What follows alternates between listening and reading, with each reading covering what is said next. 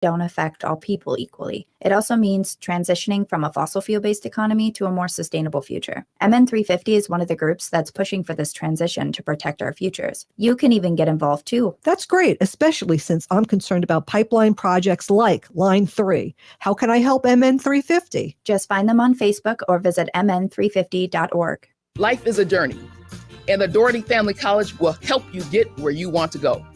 Located downtown Minneapolis, this affordable 2-year college provides free textbooks, a laptop, meals, career coaches, one-on-one mentorship, and a Metro Transit pass, making DFC the perfect pathway to a bachelor's degree. Turn your dreams into reality. Connect with a counselor today at dfc.stthomas.edu. J&S Bean Factory is a native-owned, community-supported, cozy, artsy coffee shop which offers roasted on-site beans, live music, and baked goods. Relax in the beautiful outside patio. City Pages writes, voted top 10 coffee shops. Tucked into a quiet corner of St. Paul's Highland Park neighborhood, this coffee shop roasts beans on-site from the best coffee-growing countries in the world. Located at 1518 Randolph Avenue, St. Paul. The good stuff. Hey, Cudahy to all my friends and relatives in 4 directions. This is Robert Pilot of Native Roots Radio presents I'm Awake. I'm here to ask you for your support. Finding honest Native-centered news is not easy, but with your support, we're able to provide accurate information about Standing Rock, Line 3, treaty violations, and COVID-19 in our Native communities. Please visit Native Roots Radio Network on Patreon and donate if you can. That's Native Roots Radio Network on Patreon. Pinigigi, and thank you for your support. Minnesota has the only original wolf population in the continental United States, and 80% of Minnesotans believe the wolf should be protected. Howling for Wolves is asking Minnesotans to respect our true wildlife manager, the wolf. Their survival is critical to our ecosystems, our communities, and even our economy. As highly intelligent animals with strong social bonds, Minnesota wolves deserve to be protected and admired. Learn more at howlingforwolves.org. Let's live and let howl. With your AM 950 weather, I'm Patrick Lilia. Showers and thunderstorms overnight with a low of 65, then Saturday cloudy skies and a high of 72. Enjoy a fabulous dinner and cocktails with the best music in the Twin Cities at Crooner Supper Club in Fridley. Crooner's is off Highway 65 and Moore Lake Drive just north of 694. More at croonersmn.com. Portions of Native Roots Radio may be pre-recorded. It's a good day to be indigenous. Get up, stand up. They are going to become more brutal. Couldn't cut. He didn't cut again. Because all the hippies were trying to be Indians anyway. They're going to become more repressive because it's a matter of dollars and their illusionary concepts of power. Hey, Victor. We must live in balance with the earth. And also with recent happenings at Wounded Knee. I am awake. Hey, Cudahy to all my friends and relatives in 4 directions. You're listening to Native Roots Radio presents I'm Awake, and I'm your host, Wakanja Hade. My name is Distant Thunder. My colonized name is Robert Pilot, and taxpayer name. And we discuss Native issues and events all over Turtle Island, which means the whole continent here.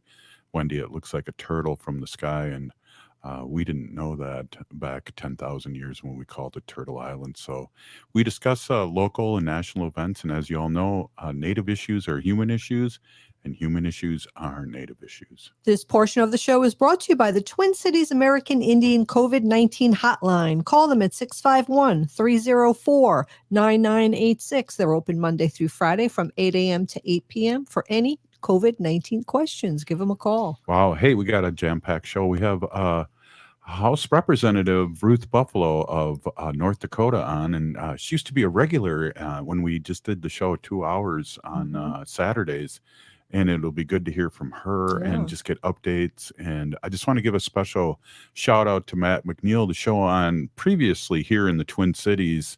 He gave us an Ogimaa and us a big shout out, Wendy, about what we were talking about yesterday with the Orange Shirt Day. You know, so it was pretty heavy show, and really one of the things he said, Ogimaa, that he really freaked out was that the lady that the orange shirt was about was only 54 years old. He really rammed that home that it wasn't that long ago, meaning a child of the 70s. That's right.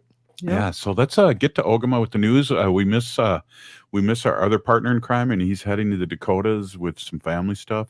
So Lewis, drive safely. And here's Ogimaa with the news. Hi, Anin Bonjour, everybody. This is Ogimaa Giniw Ikwe. As always, I want to start with some Stop Line 3 news.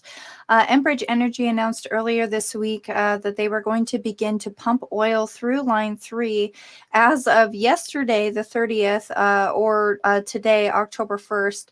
I haven't yet gotten any confirmation if that has happened, but recently, water protectors became aware of a massive frack out and an aquifer breach that occurred in Clearwater County back in January of 2021, meaning that Enbridge did not report, despite all of their supposed independent monitors and environmental team did not report this initially to the DNR, and this is a clear violation of their water permits that they received from the state of Minnesota to complete this project, and yet Enbridge is still being allowed to continue forth with their pressure testing and to put this oil through the pipeline. So what's happening right now is that there has been a call for Stop Line 3 support east of Bagley, Minnesota on Highway 2 at Airport Road. That will be the site of the new Firelight Camp. If you are able to come up north, they do need you to come and hold space there. We need you to keep making those phone calls to Governor Walz, to President Biden, to anybody within the Biden administration who has any sort of power here, Army Corps of Engineer, Deb Haaland, all of those people. Keep making those phone calls, keep writing those letters, keep sending those emails. And remind them that this is far from over, that there's, even if this pipeline is shut down after oil goes through it, much like the Dakota Access Pipeline is shut down, that's still a win for the environment. That's still a win for Minnesota. And as Winona LaDuke said in her most recent press conference, the money and the jobs that would come from Line 3 would actually come from removing it, removing the old Line 3, and this new expansion of the Line 3 would actually create more permanent jobs, or more even temporary jobs in Minnesota that could be filled by Minnesotan people than the Line 3 project brought in to begin with. So it's definitely something that is worth your time. And if you're looking for other ways to get involved, make sure you swing over to stopline3.org. Or if you're looking to donate funds, you can go to stopline3.org/hub, HUB. And coming up here in the middle of October, starting on Indigenous Peoples Day on October 11th, there is the People versus Fossil Fuels rally in Washington, D.C. Thousands of people are going to take action at the White House and demand President Biden choose a side, people or fossil fuels. There's action info, an invitation, a logistics guide, frequently asked questions, legal FAQs, all of those things are available on the website, peoplevsfossilfuels.org. It's going to be an awesome event. Monday, October 11th is obviously Indigenous Peoples Day. However, actions will be taking place every day between October 11th and 15th, starting at 8 a.m. at McPherson Square. Nonviolent direct action trainings and legal briefings will be held each evening at 6 p.m. starting on October 10th. So if you get out there the night before, that's really great. And then on their homepage, they have a really, really powerful 2-minute video. And the opening to the video is that we cannot negotiate with wildfires. And that is absolutely true. We can't negotiate with these extreme weather events that we're starting to see here in the United States and in other parts of the world, like we could negotiate with, say, our representatives and those people who are supposed to be working for us. So right now, the challenge is demanding that Biden pick a side. If you're going to be the clean energy president, we're asking that you take that side and you do that. President Biden, I'm talking to you. We'd love to see you on board with protecting the next 7 generations with us Native people here. In other Native news, the Mille Lacs Band of Ojibwe is reminding people of an upcoming Ojibwe language book launch event. There's going to be a book signing event honoring the elders to be held at the Mille Lacs Indian Museum next Wednesday, October 6th from 5 to 7 p.m.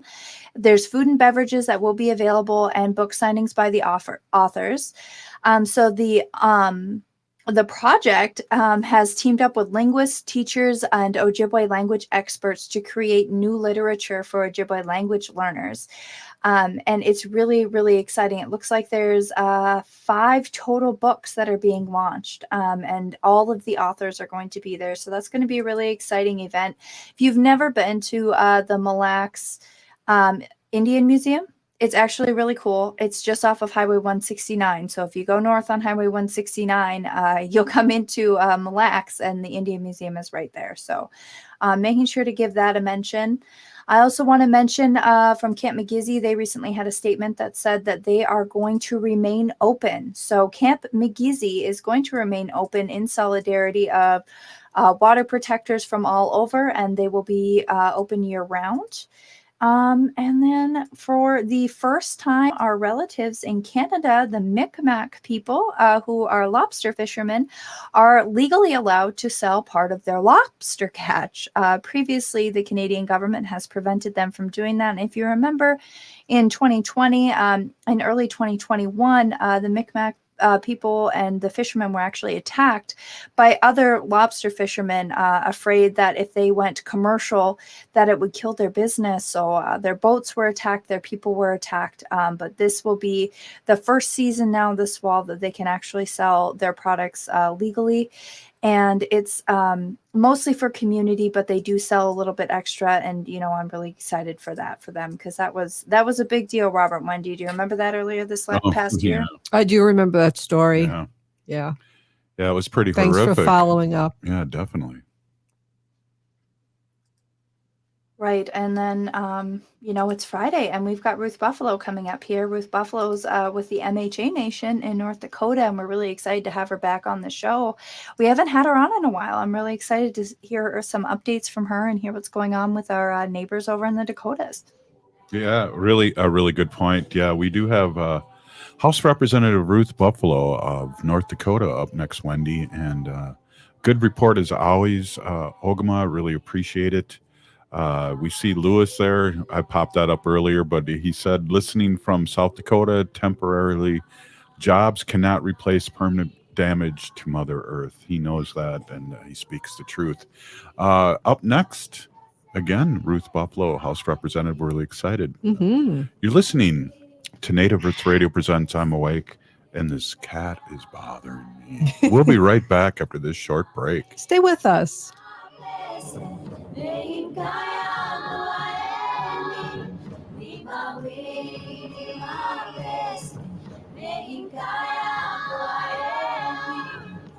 If you're hurting in your relationship or have been affected by sexual violence, you're not alone. Strong Hearts Native Helpline can help you through these difficult and uncertain times.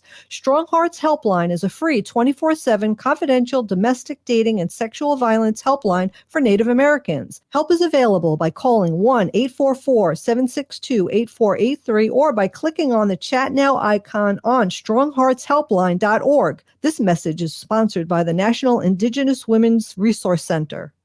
If the statistics say that 1 in 3 Native women and 1 in 6 Native men have experienced sexual assault in their lifetime, it means our whole community is affected by sexual violence. 1 is too many. Don't stand by, stand up. Don't engage in acts of sexual violence, and shut down the dirty jokes, the gossip, the victim blaming and shaming. As a community, we can change the way we respond. Contact the Minnesota Indian Women's Sexual Assault Coalition to attend a workshop to learn more. Sponsored by the Minnesota Indian Women's Sexual Assault Coalition. Hey, Ogimaa, I've been hearing a lot about this term, climate justice. What is that? Climate justice is recognizing that the negative impacts of climate change don't affect all people equally. It also means transitioning from a fossil fuel-based economy to a more sustainable future. MN 350 is one of the groups that's pushing for this transition to protect our futures. You can even get involved too. That's great, especially since I'm concerned about pipeline projects like Line 3. How can I help MN 350? Just find them on Facebook or visit mn350.org.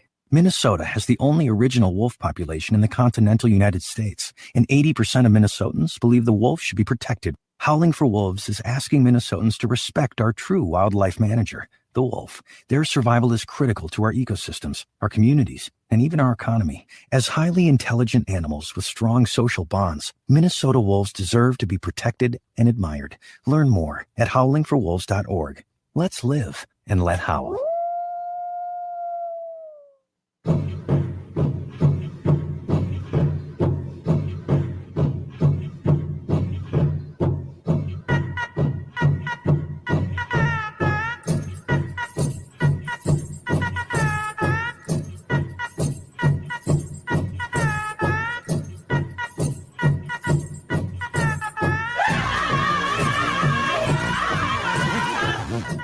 Hey, welcome back to Native Roots Radio presents I'm Awake, and I'm your host, Wakanja Hade. This portion of the show is brought to you by MN350, a grassroots organization fighting for climate justice. Well, we are super duper excited to have House Representative Ruth Buffalo of North Dakota on. We haven't spoken with her in quite a while, and I really missed the early morning when we used to interview on Saturdays, and we'd have that 2-hour show. Ruth, welcome, and thank you so much for Peeny for being on.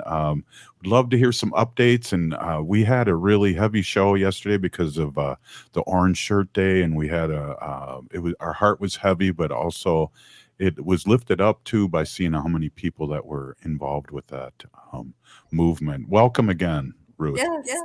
Matsugida, thank you for the invite. It's good to be in this space with you. Yeah. So what did you do yesterday? I saw some pictures on your Facebook. It seemed like your community was out with the orange shirts also. Yes. Here in Fargo, the Fargo-Moorhead area, we had a remembrance and healing walk. We had a prayer gathering at the Civic Center in Fargo, and then we walked across to the Veterans Memorial Bridge that is right above the Red River.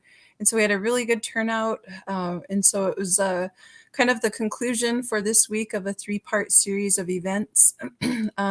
Earlier this week, we had a really wonderful panel discussion featuring faith-based leaders, activists, and academics, and people who have come from families who have been a part of the movement regarding the doctrine. So the topic was Doctrine of Discovery on Wednesday, and then Thursday was a conversation with tribal historic preservation officers, TIPOs or THPOs. We had a gentleman from Montana, Fort Belknap, Montana, and then also Standing Rock. And then we ended the week with a walk. And so really heavy topic, as you all are aware, but it was good to be in community together and to support one another. And so, yeah, that was what happened on the eastern side of the state, but in the central part of the state, in our state's capital of Bismarck, there was a lot of activities happening there.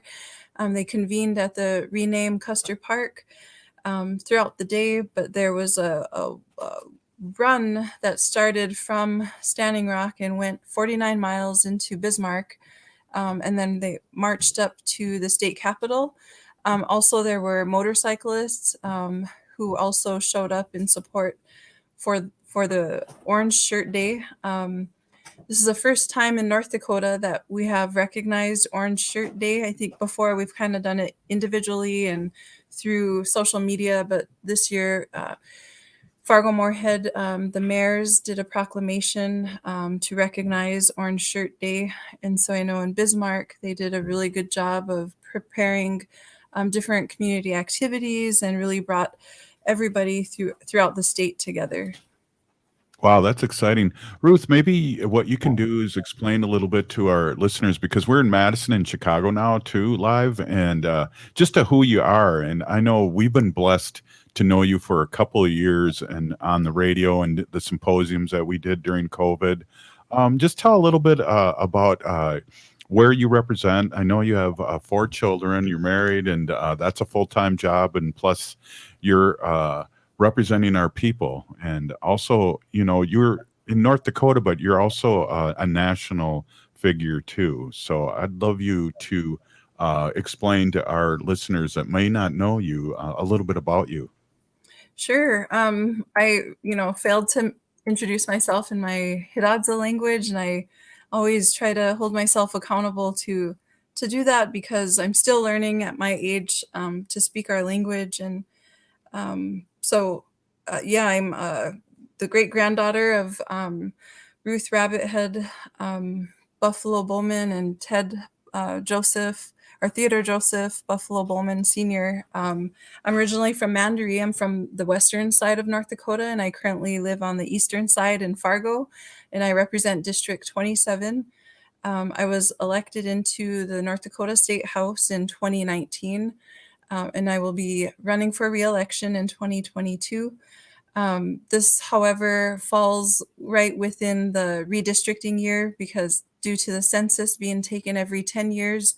My district especially will be redistricted, or the lines will be redrawn. And so we'll be convening for a special session, potentially November 8th, to vote on the proposed new district maps.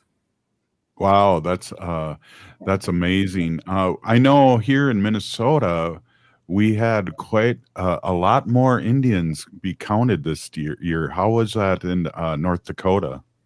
It was fair, I would say. I've heard mixed reviews on the census turnout. Of course, we are still in a pandemic, and so that did hinder some of the numbers from being counted.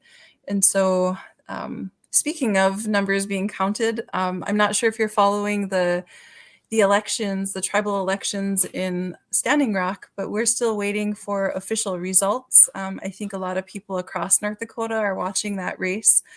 The unofficial results have one of the candidates winning by 3 votes, or one of the other candidates losing by 3 votes. So it's a very, we haven't seen anything posted yet, but everybody is, always clicking refresh on the Standing Rock Sioux Tribe Facebook page. So that's something that's kind of exciting, or we're just kind of interested to see what the outcome will be. Well, I don't know if you know this, Ruth, but I'm a representative now of Ho-Chunk Nation. I saw that. Congratulations. Watch what you pray for. You might get it, right?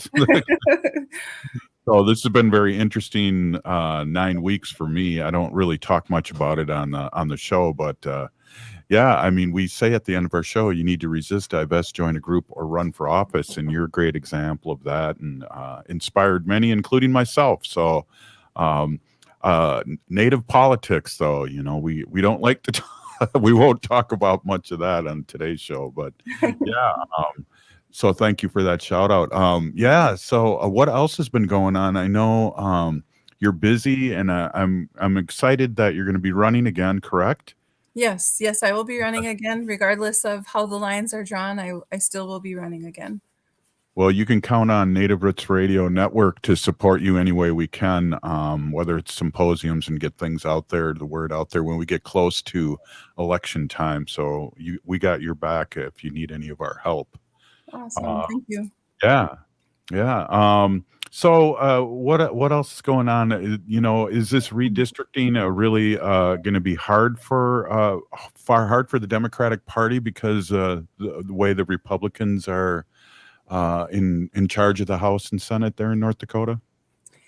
Definitely. I think anytime, even if you now are considered an incumbent within the Democratic Party or within North Dakota state legislature, it's still going to be an uphill climb because we are a very red state.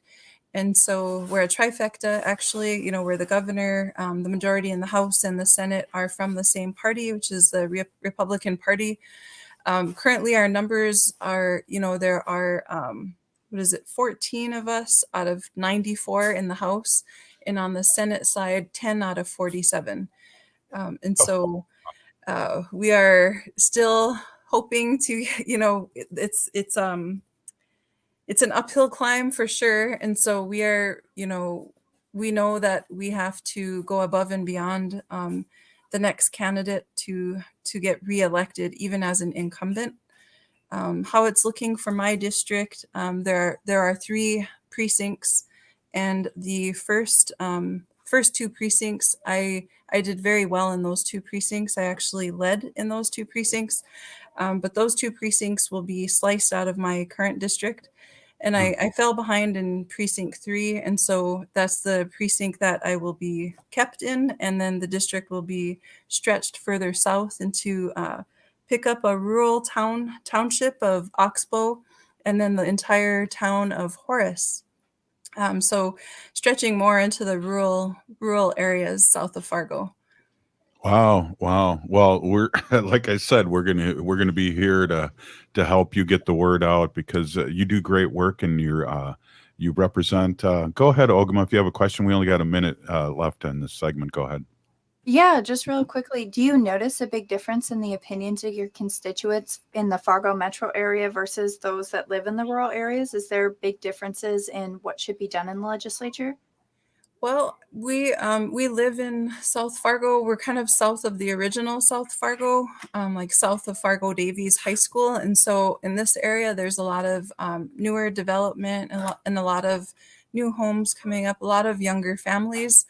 But I think the common theme is that everybody wants, a safer community, clean water, and also, well-funded public schools, also access to behavioral health services. So I did grow up in a very rural area too. So I consider myself from, a country person. So I'm hoping to strike that balance and appeal to the very rural voters.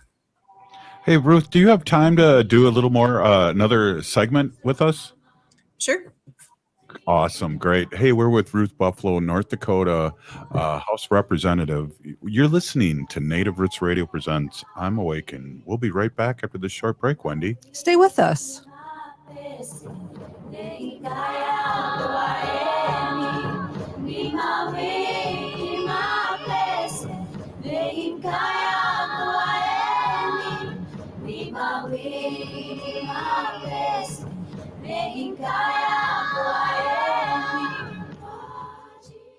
Hey, Wendy, what are we doing for dinner after the show? How about we go to J. Selby's on 169 Victoria Street in St. Paul? They have a delicious plant-based menu that's compassionate and environmentally sustainable. I'm getting their spot-on vegan Big Mac, the dirty secret. You can pick up and they deliver within a 5-mile radius, or you can call them at 651-222-3263 or visit jselbys.com. Well, you sold me, Wen. Let's go order at J. Selby's tonight. I'm hungry.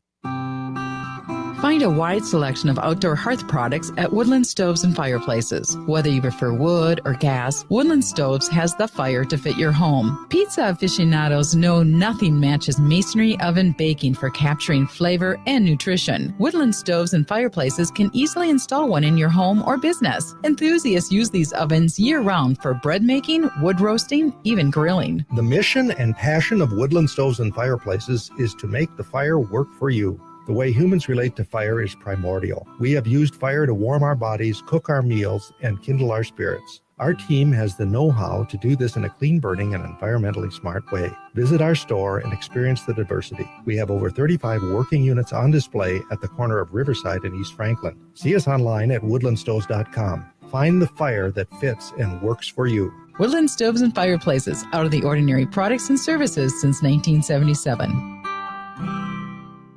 Join Quorum as they celebrate their 28th annual National Coming Out Day Luncheon, presented by U.S. Bank. This inspirational and transformational luncheon gives voice to the power of living openly, honestly, and with authenticity at work, in our families, in our faith communities, and across our lives. The realities of living an authentic life are deeper than coming out. We all have many layers of identity, and we must work together to create a world where people can bring their whole self to everything they do. The National Coming Out Day Luncheon serves as a celebration of who we are individually and together. Reserve your tickets today for Friday, October 8th. The National Coming Out Day Luncheon will be at Target Field, 1 Twins Way in Minneapolis. The Marketplace Expo opens at 10 a.m.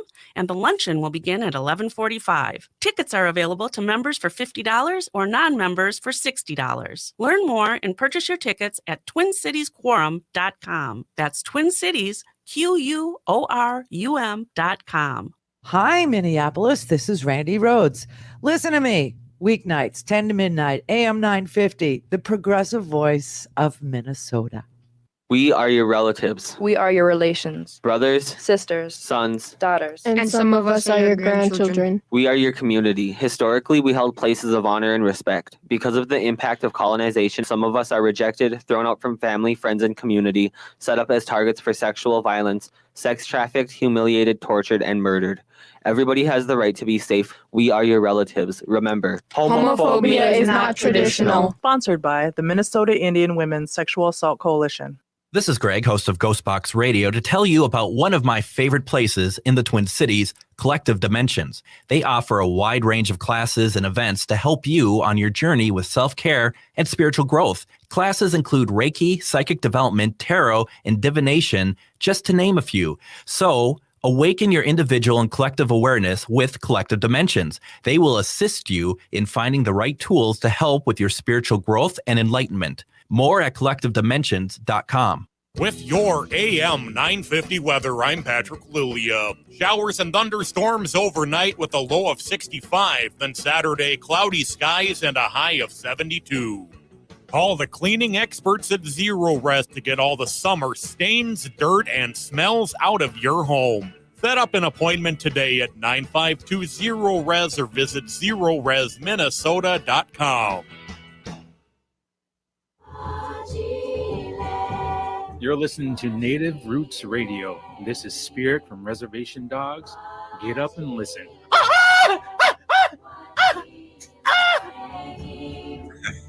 Welcome back to Native Roots Radio presents I'm Lake, and I'm your host, Robert Pilot.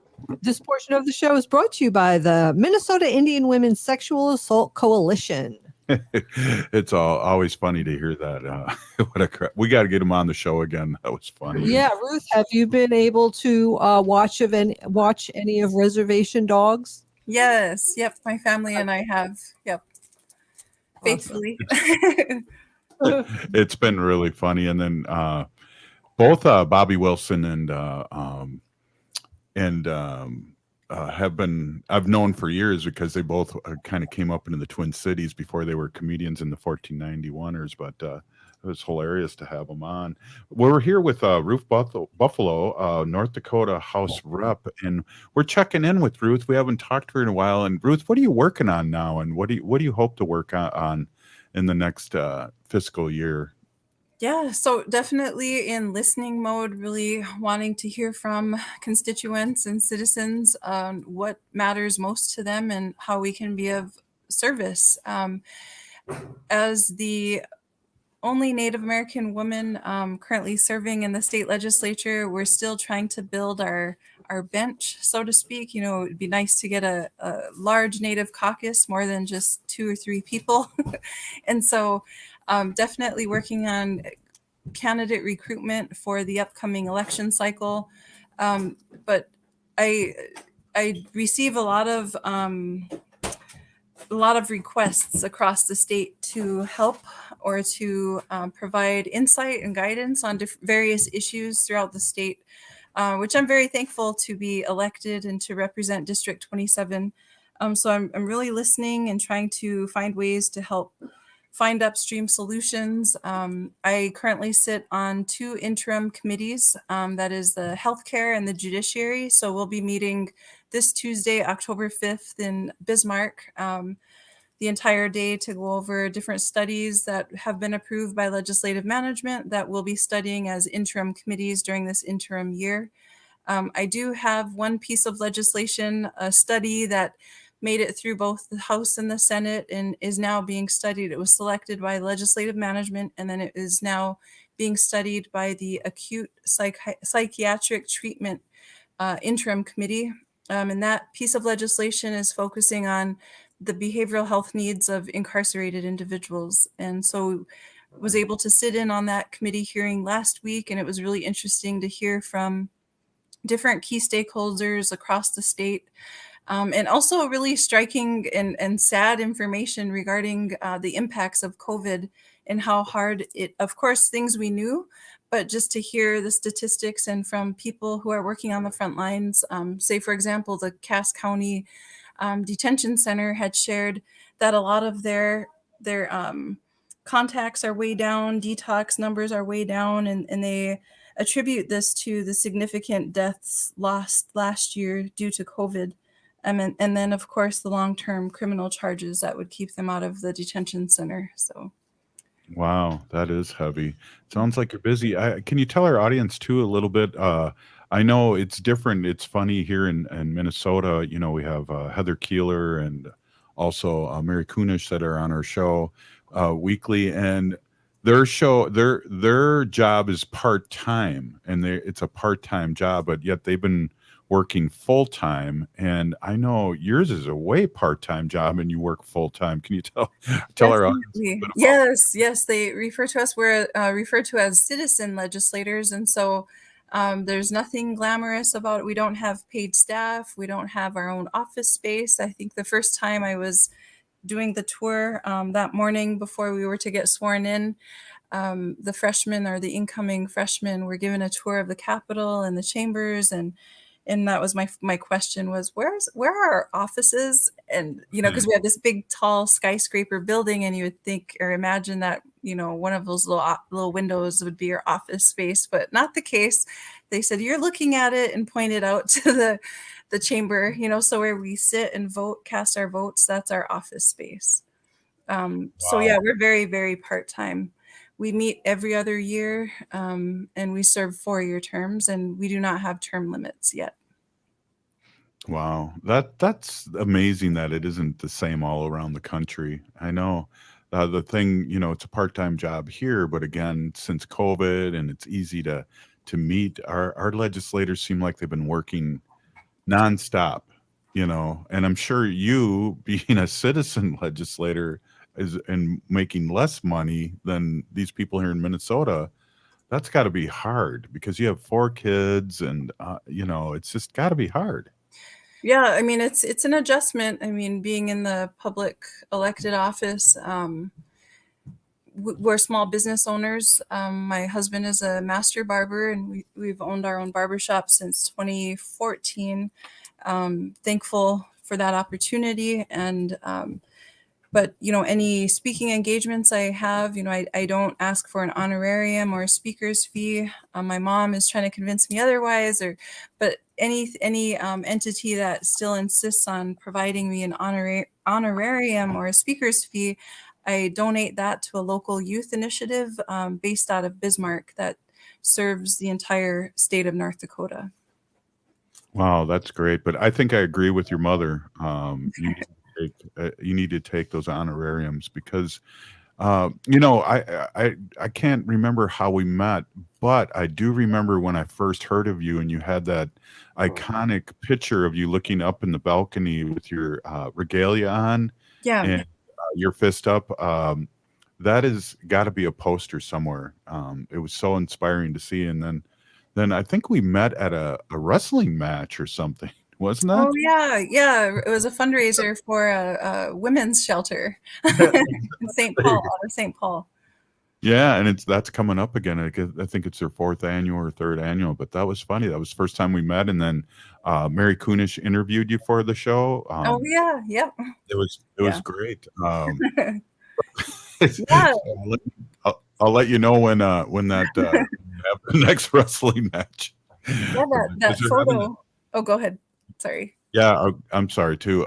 Yeah, they're having that fundraiser again. Is all I was going to say. But what were you going to say about the photo? Oh yeah, that photo. I think a couple weeks ago, someone had messaged my representative Facebook page, and they were from Maryland, and they said, "Look what I saw in an art gallery," and it was that photo with that pose, but it had more colors in the background and things, but it was on sale. Someone had painted it and then is selling it in an art gallery in Maryland on the East Coast for about like $500.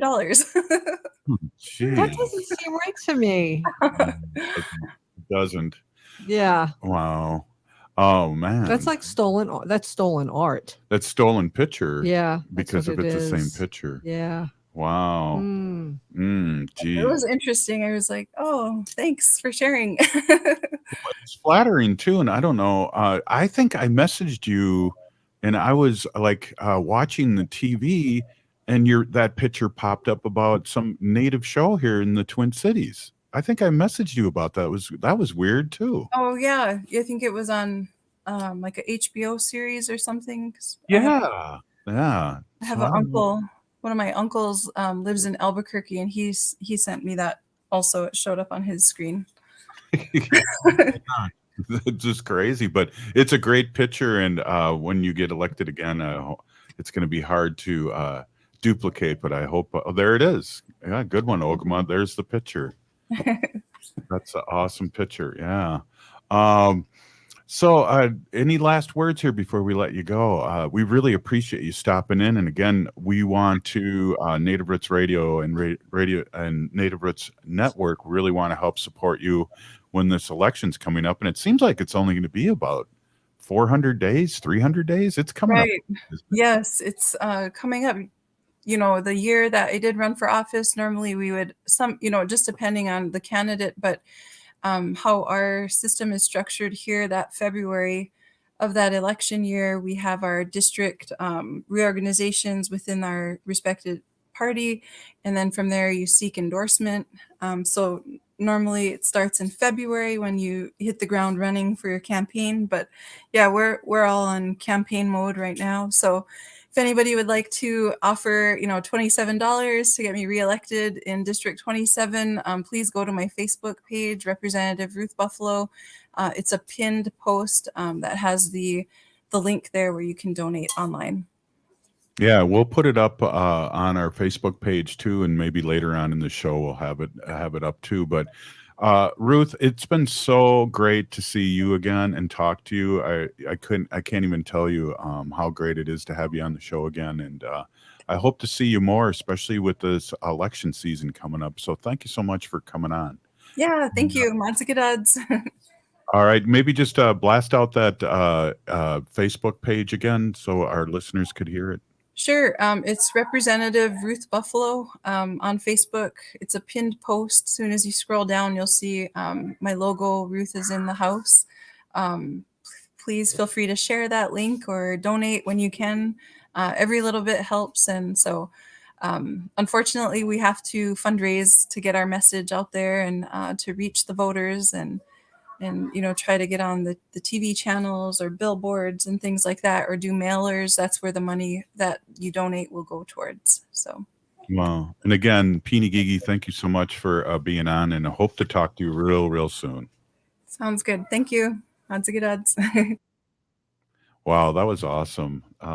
That's great. She does great work. She's inspiring and she's awesome. I'm kind of mad though that they took that picture and somebody else painted it and now wants to.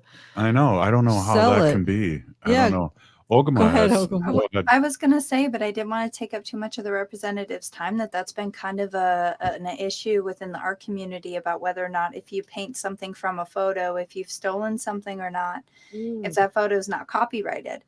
So there's all kinds of, examples of that with really famous photos. But I love that photo, number one. Every time I put my fist up, a part of my soul imagines myself with that fan and doing that, that look on her face. It touches my spirit. That photo does every time I see it. Well, we have to really support Ruth as much as we can on the show and whatever else she needs, because always talking to her, we know she's got such a great heart, and she leads with her heart, and that's a good way, and I think she should take those honorariums. I really do. I do. Yeah, I do too. Hey, you're listening to Native Roots Radio presents I'm Awake, and we'll be back next, and I guess we're going to do a little trivia there in the Bears, huh, Wendy? We'll get some bear trivia going on. Stay with us. You're listening to Native Roots Radio presents I'm Awake. Hey, Cudahy to all my friends and relatives in 4 directions. This is Robert Pilot of Native Roots Radio presents I'm Awake. I'm here to ask you for your support. Finding honest Native-centered news is not easy, but with your support, we're able to provide accurate information about Standing Rock, Line 3, treaty violations, and COVID-19 in our Native communities. Please visit Native Roots Radio Network on Patreon and donate if you can. That's Native Roots Radio Network on Patreon. Pinigigi, and thank you for your support. Hey, Ogimaa, I've been hearing a lot about this term, climate justice. What is that? Climate justice is recognizing that the negative impacts of climate change don't affect all people equally. It also means transitioning from a fossil fuel-based economy to a more sustainable future. MN 350 is one of the groups that's pushing for this transition to protect our futures. You can even get involved too. That's great, especially since I'm concerned about pipeline projects like Line 3. How can I help MN 350? Just find them on Facebook or visit mn350.org. Minnesota has the only original wolf population in the continental United States, and 80% of Minnesotans believe the wolf should be protected. Howling for Wolves is asking Minnesotans to respect our true wildlife manager, the wolf. Their survival is critical to our ecosystems, our communities, and even our economy. As highly intelligent animals with strong social bonds, Minnesota wolves deserve to be protected and admired. Learn more at howlingforwolves.org. Let's live and let howl. If you're hurting in your relationship or have been affected by sexual violence, you're not alone. Strong Hearts Native Helpline can help you through these difficult and uncertain times. Strong Hearts Helpline is a free 24/7 confidential domestic dating and sexual violence helpline for Native Americans. Help is available by calling 1-844-762-8483 or by clicking on the Chat Now icon on strongheartshelpline.org. This message is sponsored by the National Indigenous Women's Resource Center. Hi, I'm Jane Fonda, and you're listening to Native Roots Radio. Hey, welcome back to Native Roots Radio Presents. I'm Wake, and I'm your host, Robert Pilot. This portion of the show is brought to you by Howling for Wolves, protecting wolves for future generations.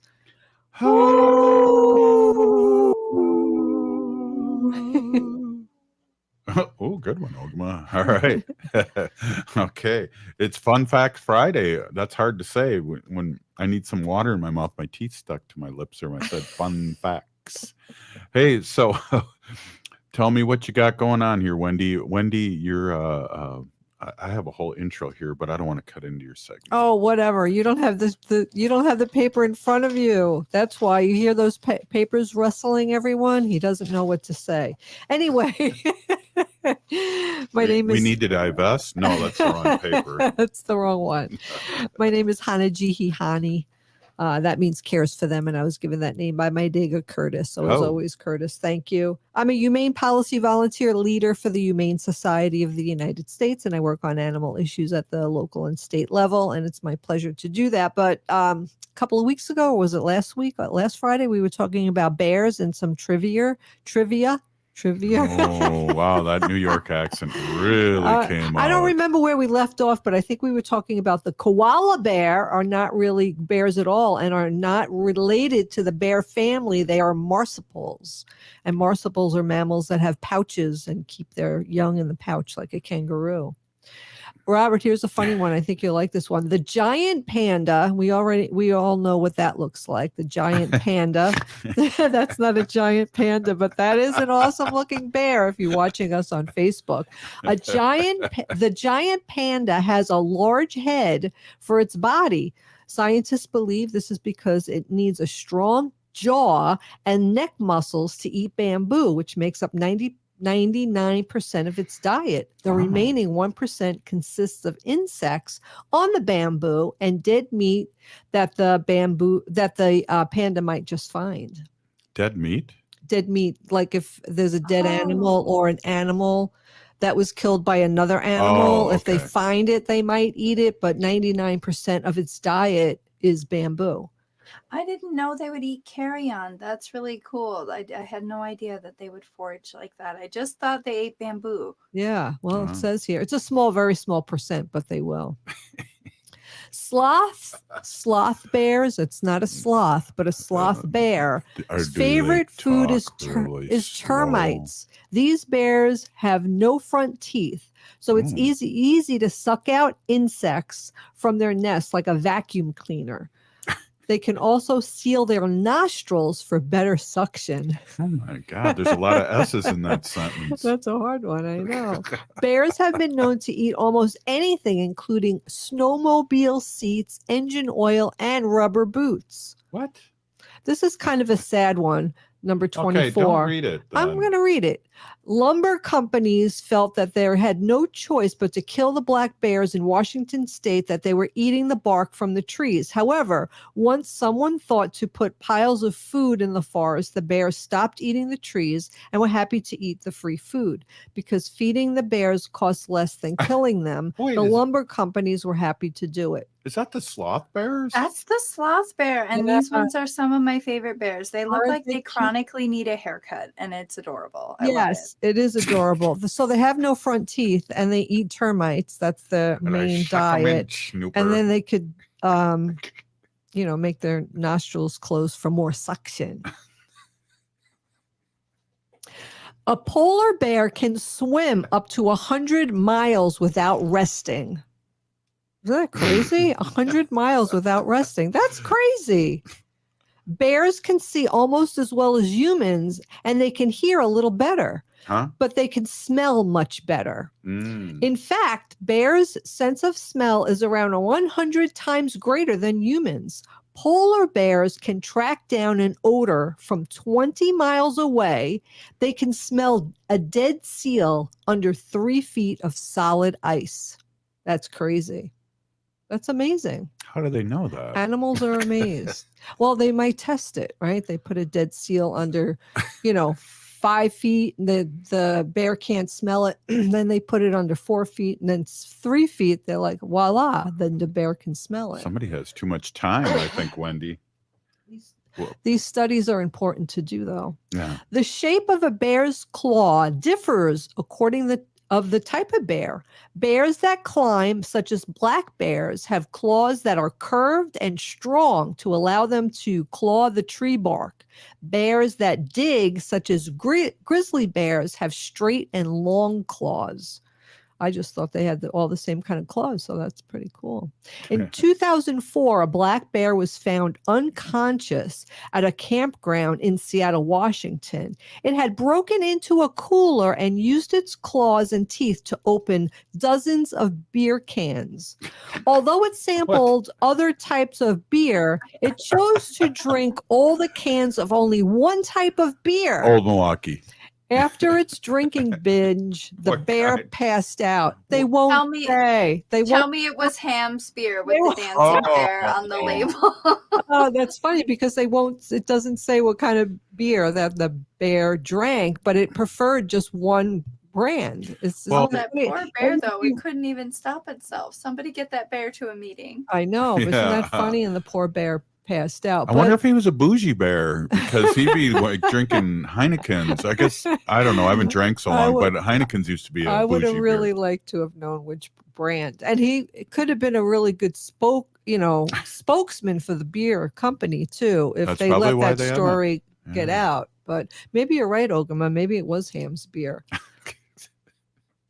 A male bear is called a boar or a he-bear, and a female bear is called a sow or a she-bear. A group of bears is called a sleuth or a sloth. I wonder if they have that like in their, like when they send out emails, they have that underneath there. Like, I have he, him, and but hey, this is the sacred animal portion of our show. It's I just want very to let people know. But we're learning a lot about bears. Yeah. Bear in an LGBT slang term used by homosexual men to describe hyper-masculine men who have hairy bodies and facial hair or who are heavy set. Did you just go there? That's number 31. It was on the list, Robert. I think it's interesting. Number 31. The word bear is an Old English term derived from the Proto-Indo-European BHER, meaning bright brown. That's where the word comes from. Wow. An Old English word. Bright brown. Wow. Yep. I would have thought they would have gotten something more, like the meaning of that word would maybe be just like a tad more interesting, I don't know. Maybe we'll have to look up, where polar bear came from or something. Right. Or sloth bear. Right, exactly. Here, let's see. The bear ancestor is an offshoot of the ancient Canid family of dogs, wolves, foxes, and coyotes. Polar bears are the only bear species that is a marine mammal. How do you think of that? Oh, listen, I like this one. The polar bear's fur ranges in color from ivory to pale tan. Underneath its fur coat, the polar bear's skin is black, which we talked about once, and that is to help absorb heat from the sun. So the black skin serves a purpose. Oh my God. I like that one. I like that one too, but I don't know if it's apropos for what I'm talking about. Hey. All right, let's get that music going, Robert, and we'll hear one more. Let's see. The name grizzly bear refers to the silver-tipped or grizzled hair on a brown bear. One variation of a black bear is a white bear called the Kermode ghost or spirit bear. These bears are very rare, and Native Americans believe that these white bears had supernatural power. All right, Pinigigi Wendy, thank you so much for our Sacred Friday Light Bear discussion. I want to give a quick shout out to State Representative Ruth Buffalo of New York for North Dakota. I was looking at Wendy, she's from New York. North Dakota for being on. Ogimaa with the news. We'll see you out there. Lewis, we miss you. If you're listening to the show, you are part of the resistance. We need to resist, divest, join a group, and run for office. Free Leonard Peltier. Hey, it's Tom. Were you aware that since 2009, All Energy Solar has provided clean energy